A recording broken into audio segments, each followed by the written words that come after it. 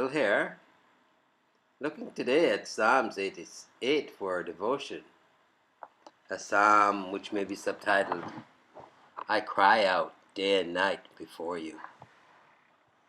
And we're focusing on verse 3 to 5 for the exposition today.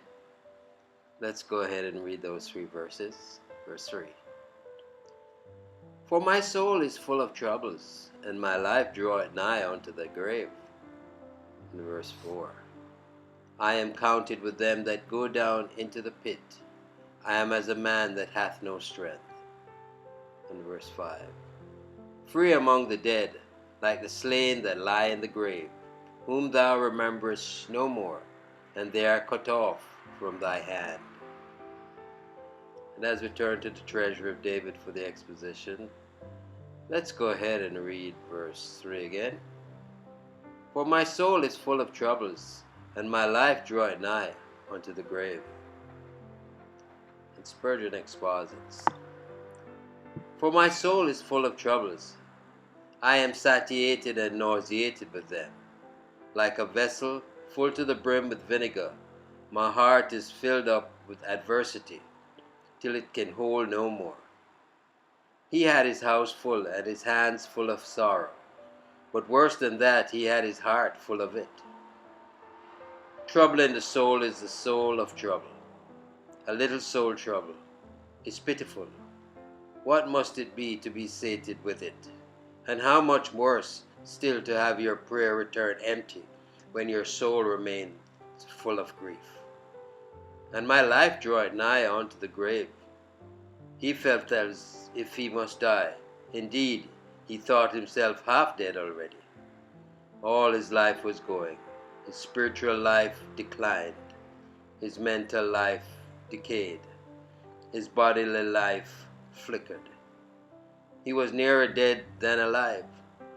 Some of us can enter into this experience. For many a time have we traversed this valley of death's shade, aye, and dwelt in it by the month together. Really, to die and be with Christ will be a gala's day's enjoyment compared with our misery, when a worse than physical death has cast its dreadful shadow over us.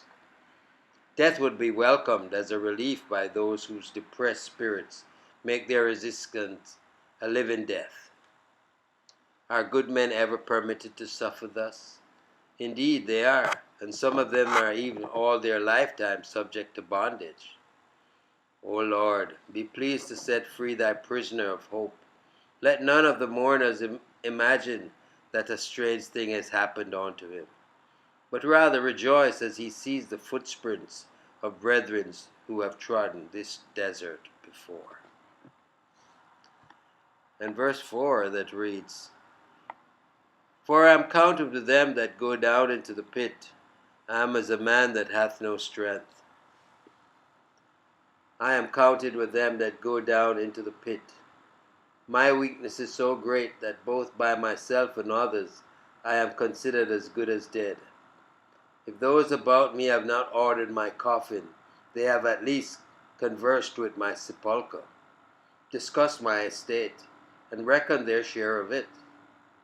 Many a man has been buried before he was dead, and the only mourning over him has been because he refused to fulfill the greedy expectations of his hypocritical relatives by going down to the pit at once. It has come to this with some afflicted believers, that their hungry hearers think they have lived too long. I am as a mat that hath no strength. I have but the name to live. My constitution is broken up. I can scarce crawl about my sick room. My mind is even weaker than my body, and my faith weakest of all. The sons and daughters of sorrow will need but little explanation of these sentences. They are to such tried ones as household words. And verse 5 that reads, Free among the dead, like the slain that lie in the grave, whom thou rememberest no more, and they are cut off from thy hand. Free among the dead, unbound from all that links a man with life, familiar with death's door, a freeman of the city of the sepulchre. I see no more one of earth's drudges, but begin to anticipate the rest of the tomb. It is a sad case when our only hope lies in the direction of death, our only liberty of spirit amid the congenial horrors of corruption. Like the slain that lie in the grave, whom thou rememberest no more. He felt as if he were as utterly forgotten as those whose carcasses are left to rot on the battlefield. As when a soldier mortally wounded bleeds unheeded amid the heaps of slain, and remains to his last expiring groan, unpitied and unsuccored, so did Haman sigh out his soul in loneliest sorrow, feeling as if God himself had quite forgotten him. How low the spirits of good and brave men will sometimes sink. Under the influence of certain disorders, everything will wear a somber aspect, and the heart will dive into the profoundest deeps of misery.